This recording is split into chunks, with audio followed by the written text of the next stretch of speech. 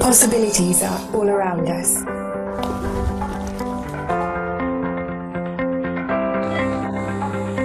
Everywhere we look, we see opportunity.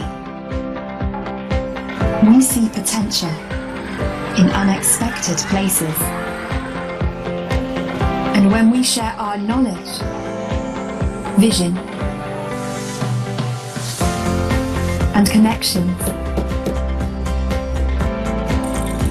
we turn great ideas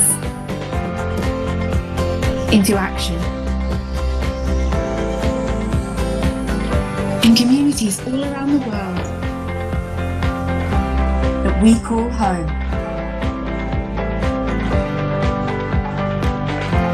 Like transforming an old bus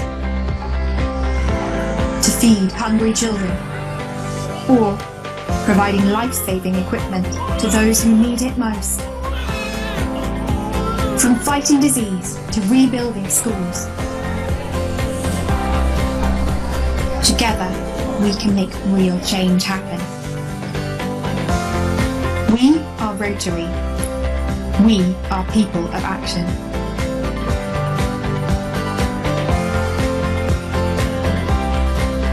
Get involved today at rotarygbi.org.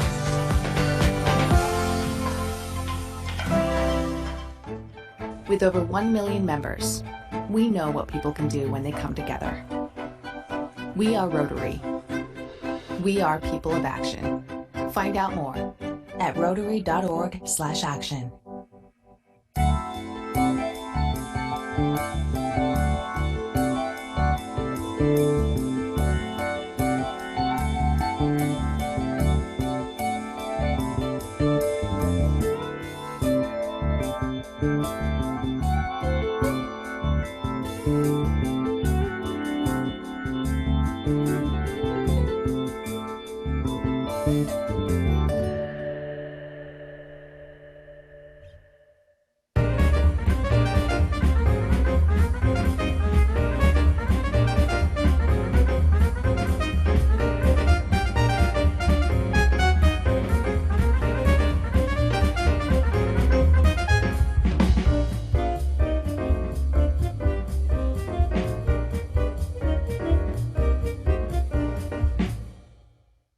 Hi, I'm Andrew, and I'm a member of Rotary, and we're here to figure out if people actually know what Rotary is. Tell me, what is Rotary? A rotary phone? No. Chicken. It's not a rotary phone or a rotisserie chicken. Tell me, what is Rotary? Is it when you get a document stamp? You've been rotarized. Let me ask you this. What do you think of when you hear Rotary? Well, I'll tell you what I think. You go and you all over, and then your toilet gets clogged, so then you have to call the rooter guy.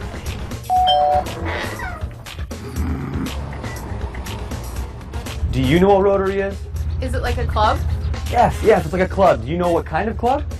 I picture a bunch of old stuffy men sitting around smoking cigars, drinking scotch. They're going for you.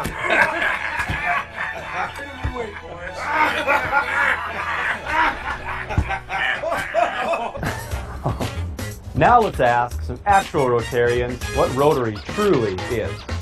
When I first moved to the area, I didn't know a lot of people, and I didn't have many friends. But then, when I joined Rotary, I gained friends, a community, and even a family. To me, Rotary is about being part of our community. Rotary has contributed over $500,000 to places like our local zoo. It's things like this playground. There was nothing here before. And now, it's something everyone can enjoy. My favorite part of Rotary is learning something new every week, straight from the top leaders in our community. I go to Rotary feeling stressed out from work and leave feeling energized and empowered.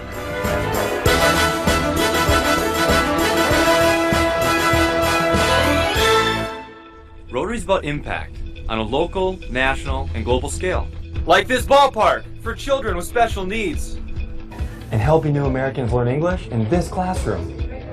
Oh yeah, and did I mention that Rotary's working around the world on thousands of projects, such as eradicating polio and providing clean drinking water for millions of people. Rotary is where friends, neighbors, and problem solvers share ideas, join leaders, and take action to create lasting change. Go Rotary!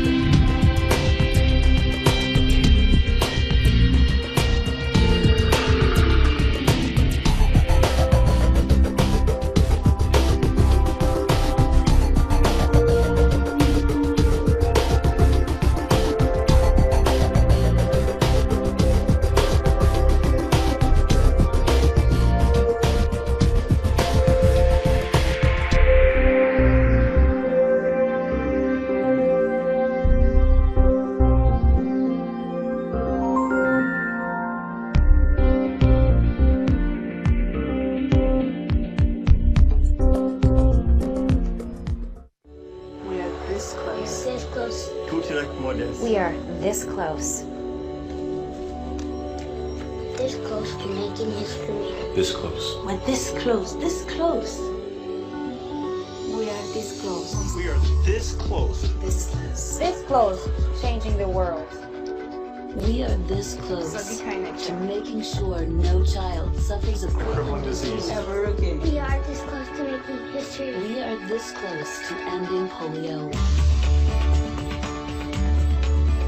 We're this close to ending polio. We're this close. This close. This close to ending polio. This close. We are this close to ending polio. All you need is you. All we need is you. All we need is you. Is you. All we need is you. This close. If we don't act now, we may lose this chance forever. Help Rotary make history at endpolio.org.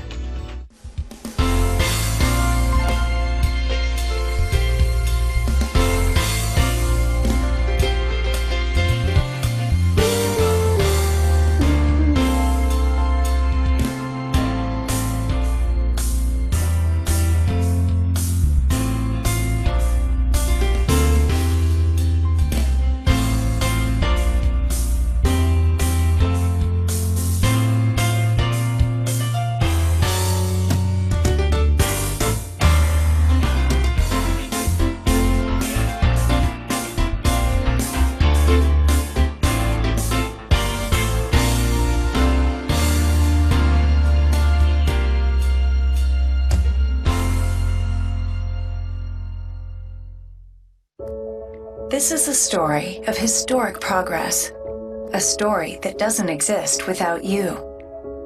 Our unifying effort in 3 decades of action demonstrates our commitment and endurance. And our progress thus far shows that a polio-free world is achievable. Individuals, clubs, partners, and governments share a collective vision to improve the health of every single child. We've eliminated polio in some of the most difficult places, overcoming obstacles and navigating complex issues, Our successes prove that polio will be eradicated, and while ending a global disease is not easy, as Rotary, we don't give up. We'll continue our fight until each child is protected. This isn't possible without you. So stay involved, keep pushing forward, engage your clubs and communities. Start a social media conversation and increase visibility on the importance of this global effort. Hold events and fundraisers on World Polio Day and throughout the year. Advocate to governments about the importance of supporting polio eradication. Make a contribution and invest in one of the largest health initiatives ever. Be a character in our story. Be the solution to our challenge. It's because of each and every one of you that we will improve our future by making polio a disease of the past. Eradication is possible, so let's keep our promise.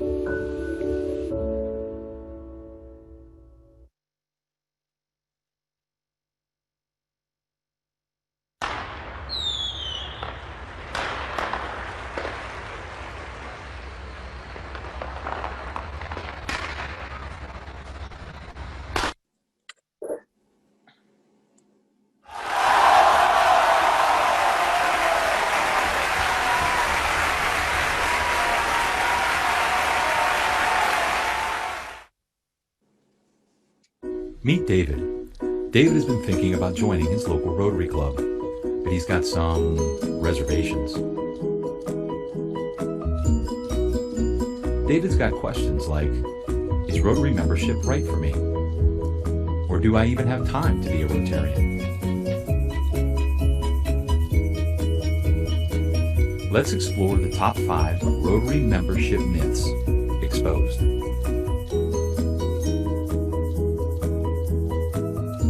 Myth number 1. Rotary is only for business networking. While Rotary was in fact founded as a professional group, its purpose has always been centered on service to the community and in fact the world. Both the personal and professional contacts that you will undoubtedly make are just a wonderful side benefit of joining Rotary. Myth number 2. Rotary is just an old boys club. There was a day when Rotary was comprised of just local businessmen, but that was long ago. Here's the bottom line. We're simply looking for high-character men and women in our community that want to serve. Myth number 3. Rotary is expensive. Actually, Rotary membership fees vary from club to club, community to community. Some are as little as mere dollars per month. Myth number 4. If I can't make the meetings, I can't be in Rotary. Rotary is about serving. If you want to help us serve the community, but just can't get to regular meetings, your local club will absolutely find a way for you to participate. Myth number 5. I just don't have time to be a Rotarian. Did you or does your business have 2 hours per month to contribute to the community? We can show you some reasonable goals and examples of how to get yourself involved in Rotary inside of your busy schedule. So you see, David did have some concerns about joining Rotary until he heard the whole story. Don't let these myths stand in your way. Start your Rotary journey of service right now, because the world needs Rotary, and Rotary needs you.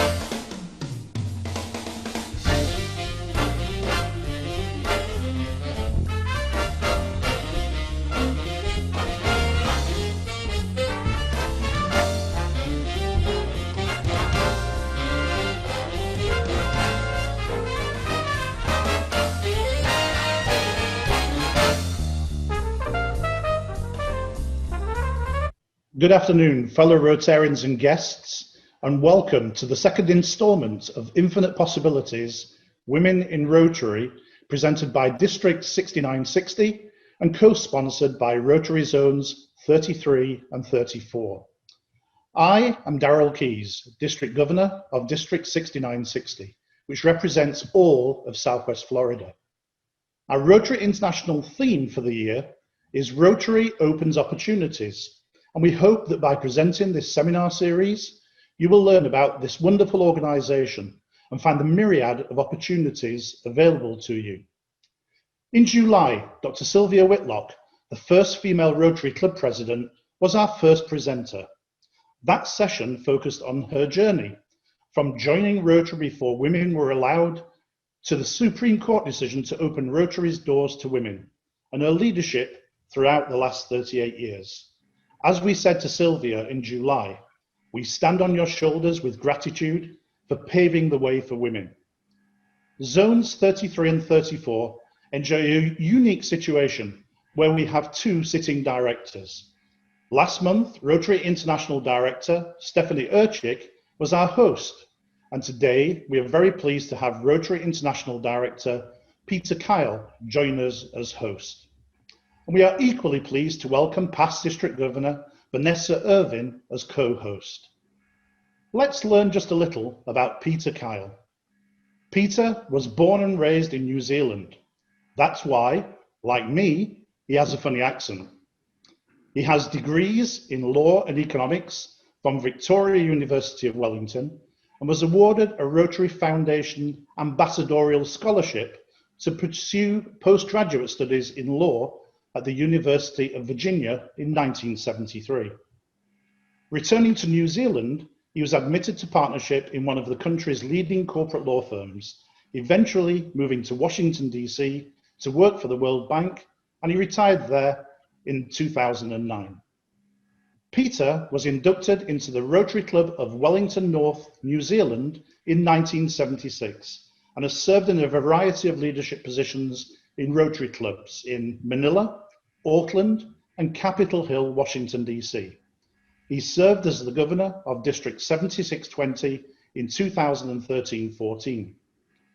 Peter has been actively involved with many Rotary programs, including alumni affairs, Rotary Peace Centres, the Joint Partnership Committee, and water and sanitation. He has also been a Rotary International President's Representative, Council and Legislation Delegate, and International Assembly Trainer. Peter has served as the Dean of the Rotary International Representative Network, the group of Rotarians who oversee Rotary's relationships with the United Nations and other international organisations.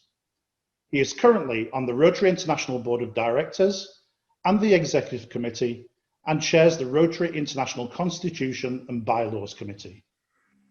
Peter is a major donor, a Paul Harris Society member, and all members of his family are Paul Harris Fellows. Peter and Margaret live on the West River, south of Annapolis, Maryland, USA, in a home designed by Margaret and close to their 2 children and 1 grandson. Welcome, Peter Kyle. Thank you, Governor Darrell, and welcome to the 743 participants who have joined us today for another outstanding presentation about the role of women in Rotary.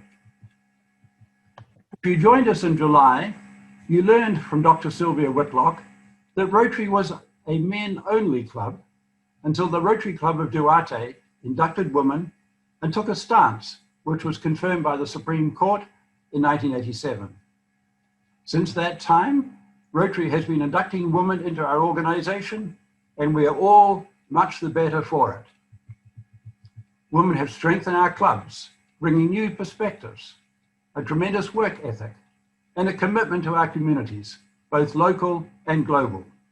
And we're excited that our first female president has been selected. Jennifer Jones will serve as Rotary International President in the year 2022-2023, first in our 115-year history. However, we still have clubs that are male only. As of today, approximately 15% of clubs worldwide still do not have women members. 3 regions of the world, Latin America, the United Kingdom, and Africa, Middle East all have, on average, greater than 30% female membership. The United States, Canada, and the Caribbean combined, as well as Australia and New Zealand, and Central and Southeast Asia, have around 28% of female membership, while Europe, India, and Japan have less than 20% female membership. We know we can do better, and we are committed to having our clubs reflect the communities in which they reside. Our speaker today, Jenny Stotts, is a millennial dynamo who took matters into her own hands when she made the decision to create a club that represented the community where she lives. Jenny currently serves as the membership chair of Rotary District 6690. She is a charter member of the Rotary Club of Athens Sunrise. Her favorite Rotary activities include Ryla and Paddle for Polio Plus, an annual event featuring kayaks. She developed and is leading a large-scale service event called the Big Project, which benefits her hometown by bringing together more than a dozen Rotary, Kiwanis, Lions, and Civitan clubs, which she describes as her dream project.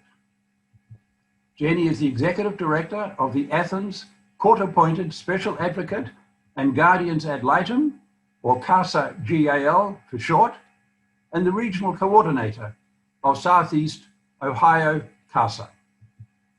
She is a licensed social worker, a trauma specialist, and a trained forensic interviewer. She has devoted her career to serving foster children. This work is near and dear to her heart, as she was adopted from the Ohio child welfare system as a child and grew up in a loving foster home.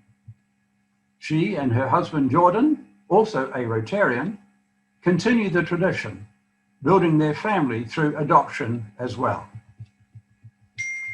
Jenny was recently recognized in her community and region as the Young Professional of the Year, Community Leader of the Year, and Ohio University's 5 Under 35 featured alumni. She serves as the chair of the federally mandated Child Welfare Review Panel on Permanency and was elected to the National Leadership Council for CASA. In addition to Rotary, Jenny volunteers her time with the Make-A-Wish Foundation and the Child Conservation League. She describes herself simply as mother, wife, friend, social worker, Rotarian, and troublemaking millennial. Please join me in welcoming Rotarian and troublemaking millennial, Jenny Stotts. Well, thank you, Peter, and thank you everyone for joining today. I'm really glad to be a part of this and in such amazing company in this series. And as I was listening to Dr. Sylvia Whitlock speak during last month's edition of the Infinite Possibilities series, I found myself ruminating over this appreciation and really gratitude that I feel for people who have ever dared to speak up for what is right. And it got me thinking about all the times in my life when I've ever felt disappointed in myself. And there are many. I'm human after all. And we humans, we are as fragile as we are strong.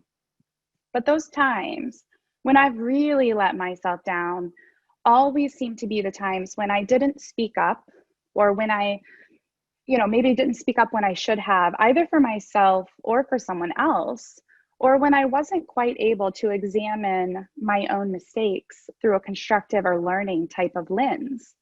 And it always makes me wonder about how my silence, either in the wake of my own mistakes or when I've observed a wrong, but how that silence can be hurtful. I'm grateful for people like Dr. Whitlock and other leaders who have refused to be silent and who have paved the way for someone like me to have an opportunity to serve through Rotary. The Supreme Court decision that prohibited exclusion based on gender was decided the very year that I was born. So just to think about that, how much history can evolve in a single lifetime. And what an incredible thing Dr. Whitlock and her colleagues did. But I think that decision did more than just grant women the right to join, but rather it began this momentum for women like me to come along some 30 or so years later and have a place to share ideas and to share dreams, but also to find a platform to lead. I love Rotary. I love the people in it. I love the work that we do. I love the friendships that I've formed, and I believe in it. I began in Rotary in 2013, and I joined for the same reasons that many of you probably did. Someone asked me to. It's a way to connect with the community, and I really enjoy getting involved in all of the service projects that my Rotary Club was involved in. But for me, Rotary felt a little bit deeper. Rotary kind of felt like the answer to some question that I didn't know I had. And I've spent a lot of time over the last couple of years really unpacking that feeling so that I could understand it more.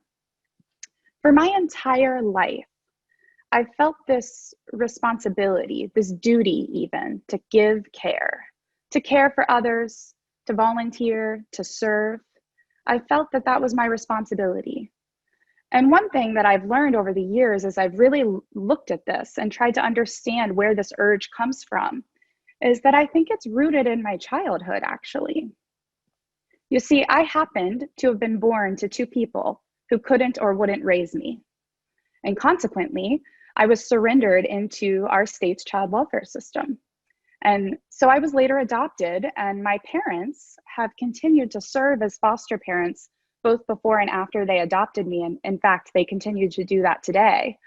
So growing up this way and seeing firsthand and personally how different a person's life can be based on the decisions and the behavior of someone else, it grew in me this feeling of obligation to make good use of the chances and the opportunities that I've had. Now, I share this story with you today because Rotary became that opportunity for me to give and serve in the way that I wanted to and that I needed to. This experience in Rotary is in line with the type of person that I want to be and the goals that I've set for myself. It's what I lovingly call Rotary Happy. And so Rotary Happy is just my silly way of summing up how I feel about our organization, but also about myself for being a part of it. I can carry out my life's mission through Rotary. It's become a part of who I am, really. Now, why the roads that bring us to Rotary are different, I hope that each of us here in this conversation today takes some time to think about what brought you to Rotary and what it means to you. That's all Rotary Happy is. It's a positive and impactful experience that fulfills you in some way. And so that's why when Rotary got a little tough for me, I didn't give up. Some of my earliest experiences in Rotary involved many instances where I wasn't happy at all, in fact. My first club was energetic and hardworking, and I formed what I hope are lifelong friendships because of that club. But that club, in my opinion, was systemically broken. That club had over time given way to toxic dynamics and bullying. It was a club that did great work and was full of some pretty great people. And maybe that's why I didn't realize at first that there was this undercurrent of tension. I certainly felt welcomed into the organization when I joined. I felt immediately pulled in. In fact, I felt immediately like I was part of that crew. I can't really say how the trouble began or how it developed because I think it was there long before I came along. But how I saw it manifest was in things like unwritten rules about who's in charge of this or that project. I saw it manifest as passive aggression. I saw it manifest as unchecked commentary about how members, particularly female members, looked or behaved. I saw it manifest as this informal points keeping system of who was contributing more or less to the work. I found myself on the receiving end of emails and messages about other people. I sometimes felt as if I were being manipulated almost. I found myself blatantly ignored during meetings once I had spoken up about how I was feeling. And at times, as a woman, as a young woman, I didn't even have a sense of basic safety or respect. My stomach churned as I drove to the weekly meeting, but it churns even more at the thought of missing one, for fear of what might be said of my absence. And that's not how Rotary is supposed to make you feel. Eventually, of course, I had reached a little bit of a breaking point, and I decided that I wasn't going to be a part of that club anymore. And I wasn't alone in that. And that was the springtime. It was actually a March when I attended my final meeting with that club. And it was exactly 1 week later that I met up with some former members, a few of us, and we were just commiserating and supporting one another over a cup of coffee. We continued to meet each week casually, and we were joined by more former members and even some people who had never been in Rotary before. And over the next few weeks, that informal group grew and grew and grew. And it grew so much that a few months later, we did something that I hadn't expected or planned on when I left my final club meeting back in March. We made it official, and we chartered a brand new club. Now, it's a fun thing to build a Rotary club. The sky's the limit, really. One thing I'm really proud of is that we, as the chartering members of our new club, worked really, really hard to learn from our experiences. I remember this early conversation, actually, where we sort of mentally exhaled almost and said, we're not going to focus on a single person or a group of people as the reason that all of this has happened. Instead, we need to examine the system and the structure of that club and determine where it was most vulnerable to those toxic dynamics, and then work hard, work together to build a club that would hopefully safeguard that against it as best we could. We were focused on creating something wonderful for our community, because really, Rotary clubs don't belong to us as members. They don't belong to club presidents. They don't belong to districts, and I don't even think they belong to Rotary International. I think Rotary clubs belong to the communities that they serve, and we have a responsibility to serve and reflect our communities well.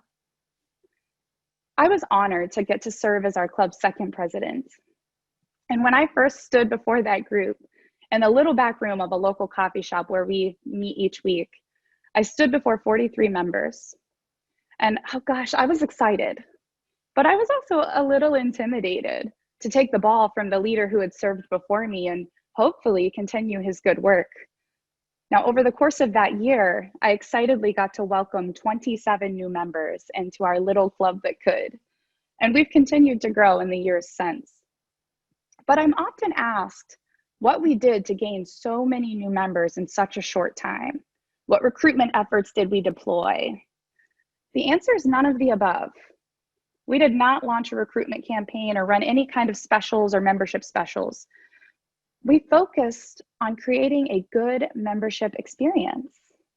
You see, when you're excited about something and you see the value in it, you really just can't help but share it with others. We're programmed that way. It's part of how we connect human to human. We want to invite them into our good experiences. And that's what Rotary Happy is. It's being so enthusiastic and so fulfilled and so at home with something that you want to share it with everyone you care about.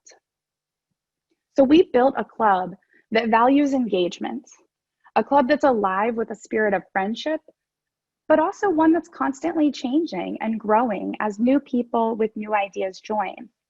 And I feel really fortunate to have found a club and a district where my entire family can participate in this experience with me. My Rotary Club is not perfect. We have certainly stumbled our way through some hurdles. We are always learning. And while I think our club is fun and dynamic, I don't think it's particularly groundbreaking.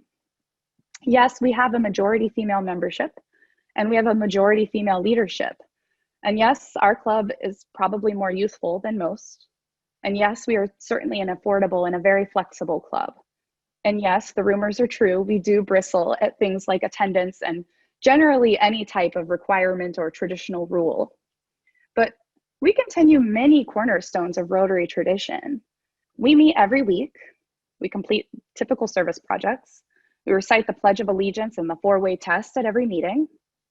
I really look forward to the day when female leadership and inclusion and diversity are no longer groundbreaking or novel concepts for Rotary clubs, when it's just the way that it is, because it's the way it should be.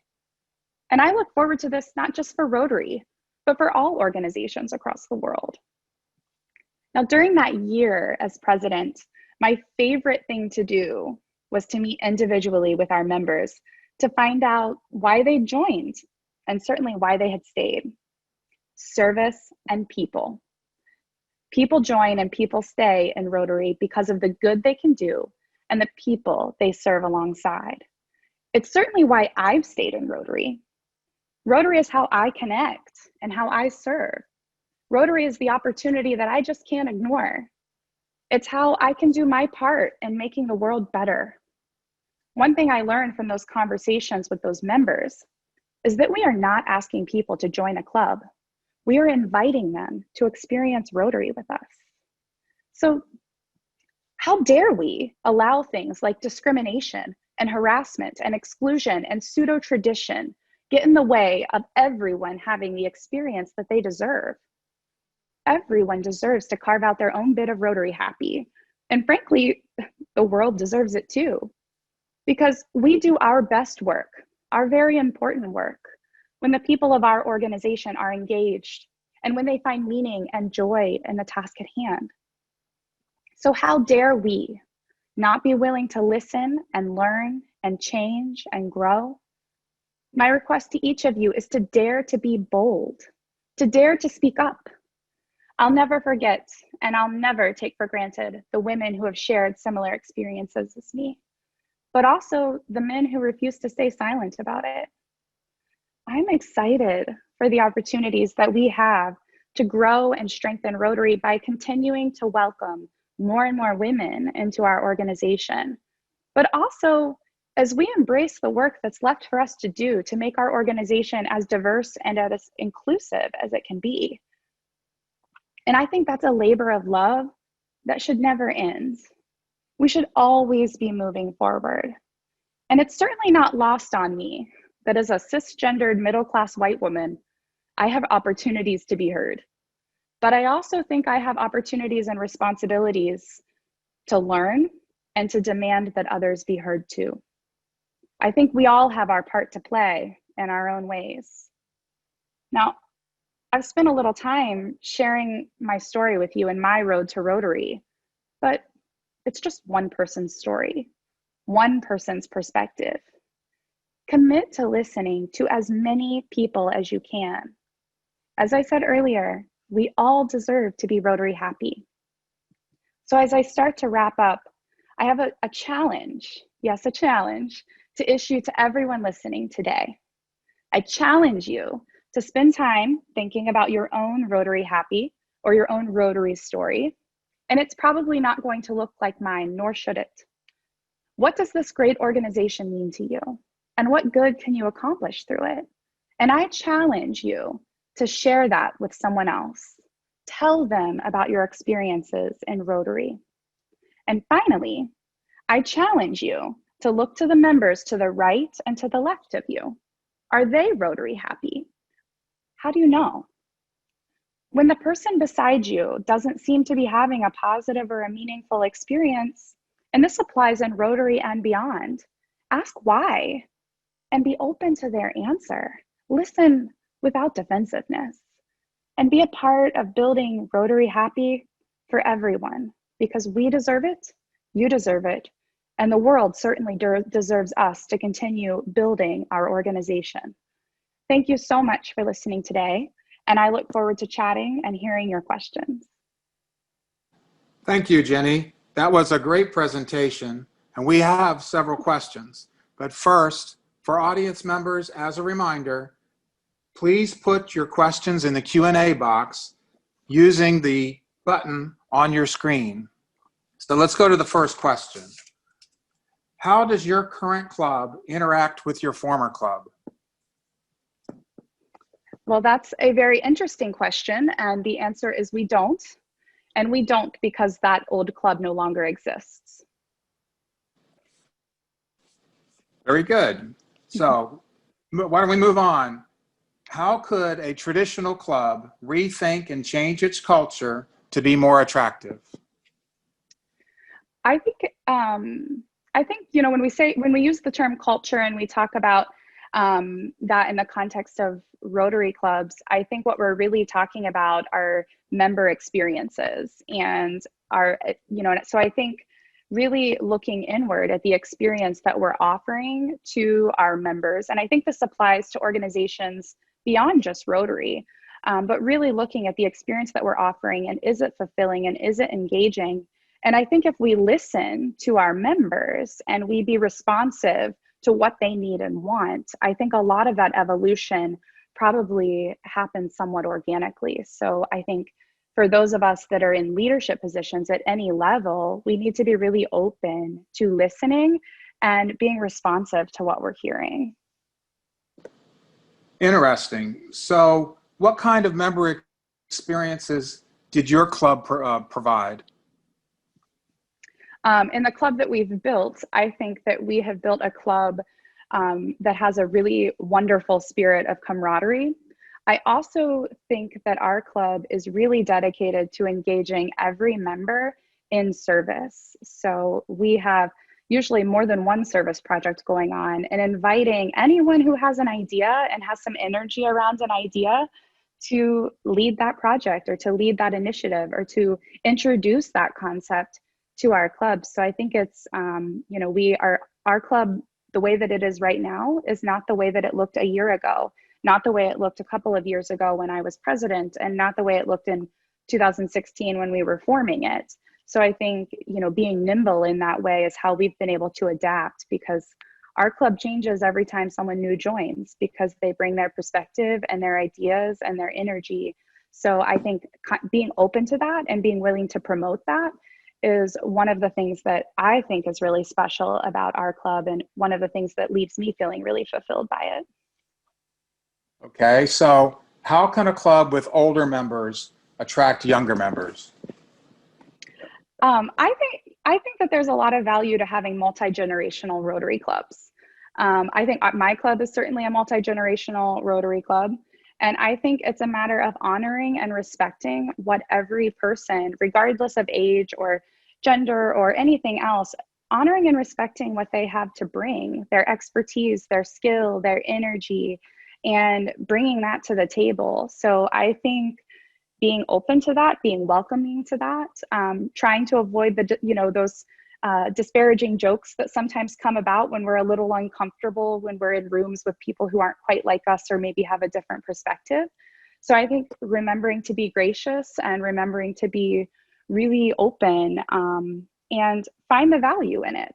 Find the value in, you know, what someone who's been in Rotary for 20 or 30 years has to offer, and how they can contribute, but also looking to the person who's, you know, maybe still in their 20s or their 30s, and what they have to bring to the table and offer, and honoring and respecting all of those perspectives is a good place to start. But I think that I would love to see all clubs being really multi-generational, not necessarily having young clubs or, you know, clubs that fit into a certain mold, but really having clubs where everyone brings value and everyone has something to contribute. Jenny, we've had a number of questions that all are around the same topic, which is, what are clubs doing in response to COVID-19 that you would recommend? Yeah, so I think there's a lot of energy around that. In my district, I've been working hard to cultivate all of those great ideas and great projects that our 59 clubs are doing, and then sharing those, particularly if they can be replicated. So a few of my favorites, though, are I've seen some pop-up food pantries that clubs have organized, and of course socially distanced and masked, but pop-up food pantries to address hunger. I know a lot of clubs and districts have been doing an amazing job of supporting the infrastructure and the organizations that already exist and are providing for basic needs, which I think is a great thing that we can do. If we know that there is a system of food pantries, or if we know that there's a system of service delivery organizations sometimes our responsibility is to support them and help them be successful in their area of expertise. So I think a lot of Rotary members are hearing that call and are springing to action around that. I've also, one thing that my club did that I thought was really fun and got us out in the community a little bit is a postcard project where we connected with people through various referral avenues. But we connected with people who were, for whatever reason, self-isolating because of their vulnerability to COVID-19. So doing things like grocery shopping or running errands or even yard work might have been more difficult for them to manage. So we sent them a postcard offering services, offering to run an errand for them, and they got connected with one of our members. And then they could reach back out to the member and, you know, move on with that, whatever it was that they needed. So our members have delivered groceries, you know, ran to the pharmacy, even did some yard work. My kids and I went and did some yard work for one of the people that we supported through that. So those are some of my favorite projects. But I think one piece of advice I would give too is, as someone who works in the social services sector professionally, is to connect with some of your existing partners, because just like we as Rotary are trying to think of how we can adapt and be nimble and be responsive to what our communities need, the organizations that provide those direct services are doing that work too, are thinking that way too. So reaching out to those existing partnerships that you have in the community and offering to get creative with them and work alongside them is really beneficial. I know in my work, that's one thing I've really appreciated about our local service organizations, really reaching out to us and asking what we need, how they could support us. So I think, you know, being willing to get creative and being willing to build on ideas and be innovative in what we're doing and being, you know, being a little maybe out of the box. I think at this point there is no box left. I think we're just all trying to respond as new information comes about. So those are a few of my favorite ones, but I know that that's just the kind of beginning. I know that there's clubs out there and districts out there that have done some amazing stuff. Jenny, we've got an interesting question from a woman in the audience who's identified herself as joining an all-male club with her first meeting next week. And she's asking if you have any advice. Oh, I think I might need advice from you, whoever the person is that submitted that question. I think, you know, being one, I think that's awesome. That's wonderful that you're stepping into that situation. I think being open-minded on both ends is useful, and considering all of the possibilities of why that club has perhaps been an all-male club up until now, and being willing to consider all of those possibilities. Maybe they just haven't figured out a way to welcome their first woman into their club. So what an amazing opportunity for you to introduce them into diversifying their club. So I hope that it goes really well for you, and I hope that you can bring some fresh leadership and some fresh perspective to that club. But I think stay focused on what you have to offer and the asset that you are to their work. Coming in. So Jenny, I've got a question from an audience member asking how your club works to juggle female members with children. I mean, I think it's the same way that we juggle male members with children. So I think that having a club that, especially if we're looking at clubs that have a lot of younger professionals or younger members that still have young families, is making sure that, you know, we're gracious about that. I can tell you my own club is very family friendly.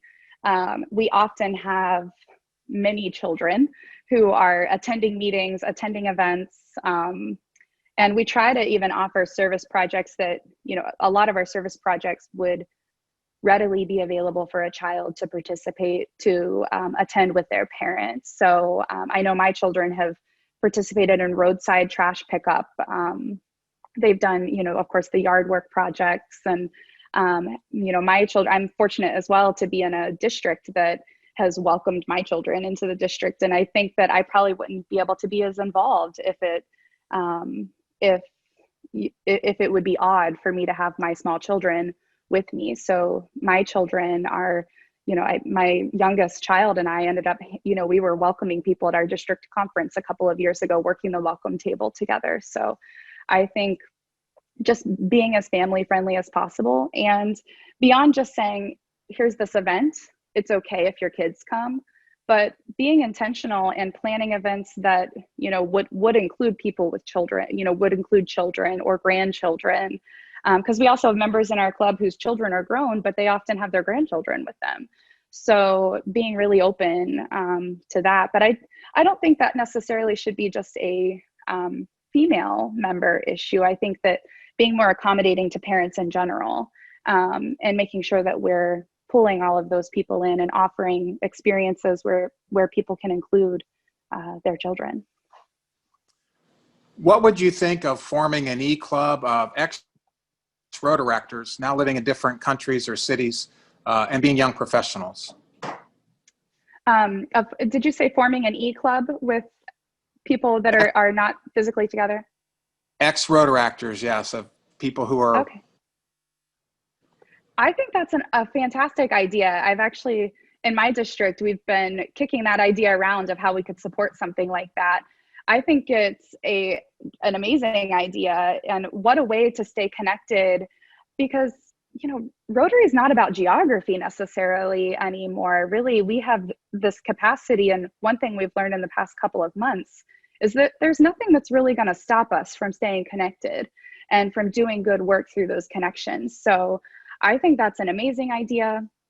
I know in my district, we've been talking even about beyond just Rotaractors or Rotary program alum.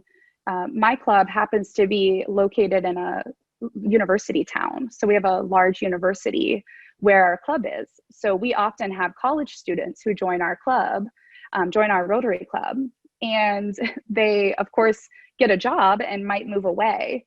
And so there are folks who, we hope that they'll find a Rotary club that they can be connected to and get the experience that they want and need once they land wherever they land professionally, but have really thought about how we can keep those folks connected. So I think an e-club that transcends those geographic boundaries is a fantastic idea. Jenny, how can the keepers of club traditions pass them on without discouraging newer members? I think, that's an interesting thing to think about, that institutional knowledge that exists within Rotary clubs. I know in my own club, of course, keeping the history of our club and why it is the way that it is and why we very intentionally build a club with a lot of things going on is really taking a look at those traditions and seeing, are they still relevant to your members today? Or maybe they're still relevant, but they need to be changed just a little bit in the way that we carry them on. So I think, really examining objectively and what value do those traditions bring to our organization, and do they still need to exist the way that they've always existed? For example, I think modifying, there's been a lot of discussion about, how often do clubs meet, or at least in the conversations I'm in, how often do clubs meet? How often do they need to meet? How often should they meet? And I think having those conversations in response to what your members need and want and what their goals are and what the overall vision of your membership is. And I think fitting those into there is really important. But I also think that there's a real place for people with a lot of institutional knowledge. Sometimes when, if I'm new to an organization or new to a setting or new to a situation, I might look at something and say, why do we do it like this? This doesn't make sense to me. But it takes someone who maybe was there at the ground level, or maybe someone who's there that has a lot of institutional knowledge to explain, this is the purpose of this and this is why. So I think it's about having those conversations, but being willing to have those conversations from all directions. But also just being open that, sometimes I've said earlier that I think Rotary clubs belong to your community. And so I think, making sure that we're keeping up with our community and that we are serving in the way that our community needs us to is an important step when we look at those traditions and conversations about tradition. Very good. So as a last question, it's our understanding you are serving as your district's membership chair. Yeah. How do you help clubs improve their diversity? So I think this is a priority for all clubs and all districts, because I don't think that when we think about diversity, equity, and inclusion, I don't think that those things are events that happen, right? We don't just say, okay, we're diverse, okay, we're inclusive. Those things are processes that should never stop, right? Those things should always be moving and adapting as the world changes, as we learn better. I know even in my, in my own club or in my own district, things that had never occurred to me because, maybe I was blinded a little bit by my own privilege or my own experiences. And I didn't necessarily notice that, and very unintentionally, but didn't notice maybe that there was an opportunity for us to be a little more inclusive, or that we were offering a certain experience, or we were had a certain process that maybe limited accessibility to what we were offering. So I think the first thing is just reminding clubs and giving clubs the tools to constantly be examining and doing kind of self-checks almost on how they're doing, and listening to the experts, inviting people in and listening to them. And it's hard when you've done something the same way for a long time and you believe in it and you think you're doing it well, to take the feedback that, oh, you could probably be doing this differently. You might have been inadvertently having this barrier all this time. And so being able to take that feedback and pivot and be willing to adapt is an important first step. And I think for me, I'm still a little new in my role as our district's membership chair, is just learning all the tools and learning all the ways to build those conversations. And that's not something that I'm necessarily an expert at. I'm constantly learning. So I hope that I reflect I hope that I reflect to the clubs that I support and to the membership chairs that I support that we should always be learning. We should always be willing to adapt and always be willing to take a look at what we're doing and consider that maybe we should do things differently. Jenny, as always, there are more questions than we have time for, but thank you for an outstanding presentation. And now for the next part of today's program, I'll turn it back to Rotary International Director, Peter Kyle. Thank you, Pete.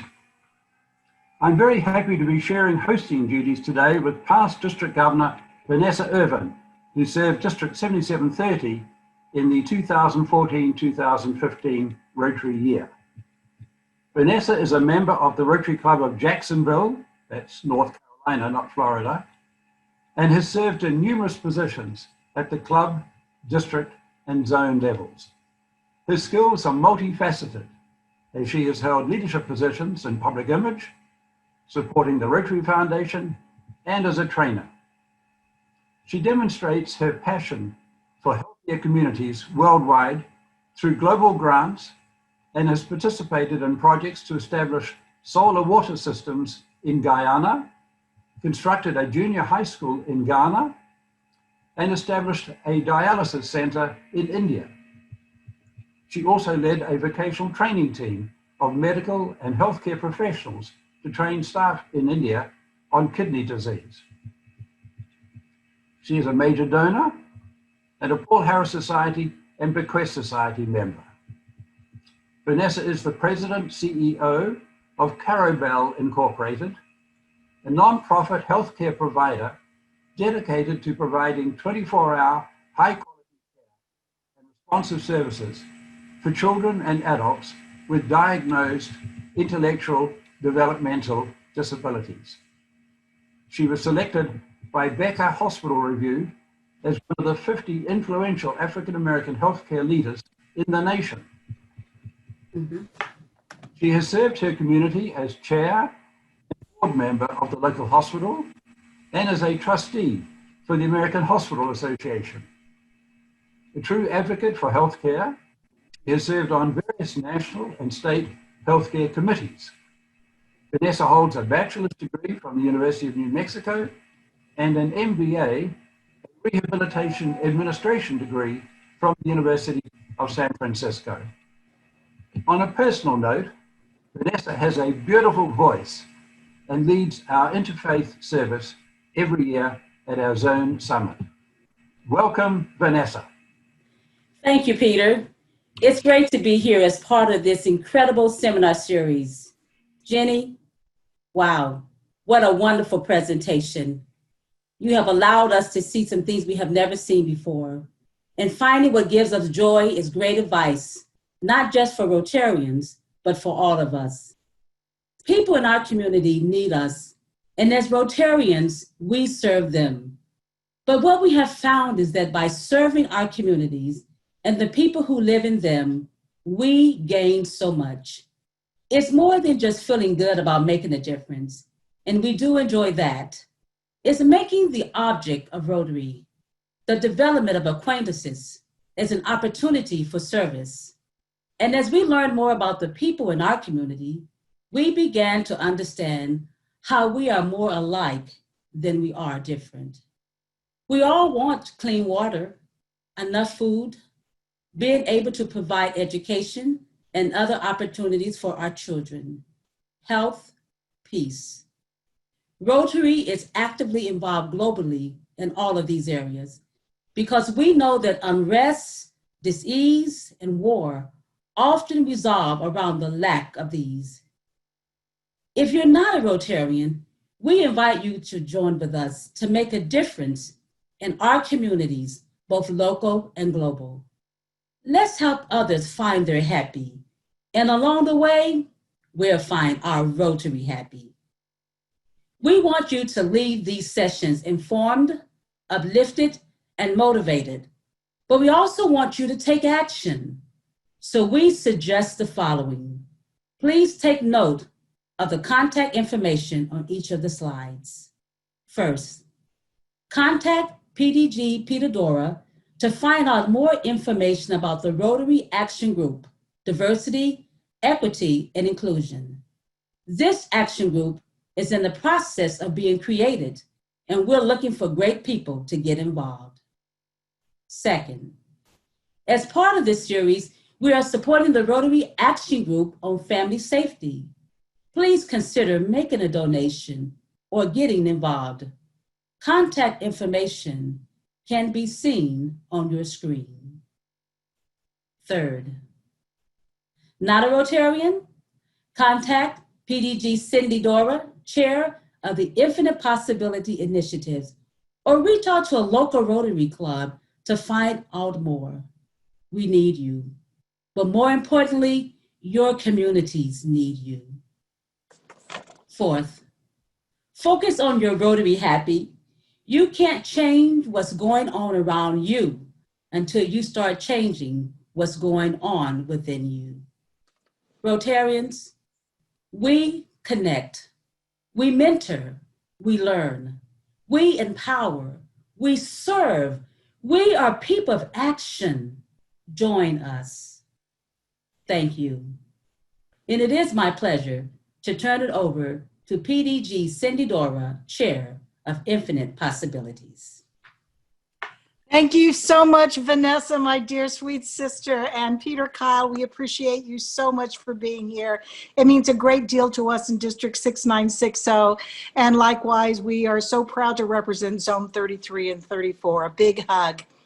I'm sure many of you have recalled that there have been times you've been in a position where you've looked at where you're at in your Rotary walk and you've not quite felt like it was what you anticipated. It could be better. It could be more engaging. It could just be more of what your expectations are to be a Rotarian. Jenny Stotts, there aren't enough words to tell you how great your message was, how on point, and how much we appreciate your taking the time to be with us today. Outstanding message, and we thank you from the bottoms of our heart. Only Each of us is only one decision away from making a major change in our lives for the good. And we appreciate that you've really taken the time to send that message home to each and every one of us. That's so extremely important. And the entire issue, the point of the series that we've been ongoing is to help people affect positive change, because Rotarians are people of action.